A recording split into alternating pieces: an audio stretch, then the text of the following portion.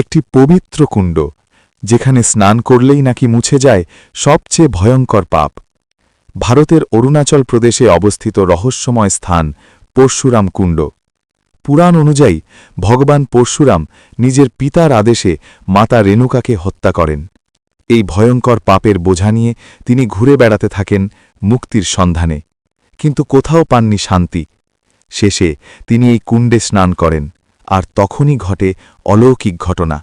তার হাতের কুঠার, যা পাপের প্রতীক ছিল, হঠাৎই আলাদা হয়ে যায়। সেই মুহূর্তেই তিনি মুক্তি পান তার ভয়ঙ্কর পাপ থেকে। তাই বিশ্বাস করা হয়, এই কুণ্ডে স্নান করলে মানুষ তার জীবনের পাপ থেকে মুক্তি পায়।